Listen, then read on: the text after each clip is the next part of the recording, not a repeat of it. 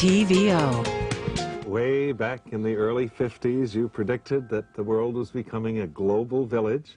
We'd have global consciousness. And I'm wondering, now, do you think it's happening?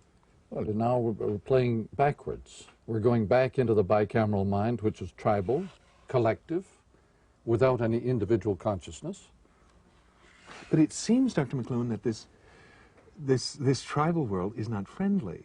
Oh, no. Tribal people, one of their main kinds of sport is sort of butchering each other. It's, you know, it's a full-time sport in tribal societies. But I had some ideas. We got global and tribal. We were going to become the closer you get together, the more you like each other. Yeah. There's no evidence of that in any situation that we've ever heard of.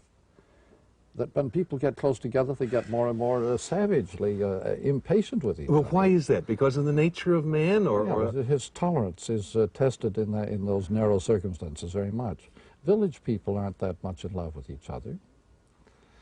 And the global village is a place of very arduous interfaces and very abrasive situations. Do you see any pattern of this in, for example, the desires of Quebec to separate? I should think that they are feeling very abrasive about the English community and about the way the American South felt about the Yankee North 100 years ago. But is it a need for space? No, it's a need for a less abrasive encounter and more, well, a little more space between the wheel and the axle. When the wheel and the axle get too close together, they lose that playfulness. There's no play left. And so they have to have a bit of oil, a bit of distancing from each other, and so on. And is this distancing, is this going to be a pattern right around the world? Apparently, separatisms are very frequent all over the globe at the present time. Every country in the world is loaded with regionalistic, nationalistic little groups. Even Belgium has a big separatist movement. But in Quebec, for example, they define it as the quest for identity. Yes, all forms of violence are a quest for identity.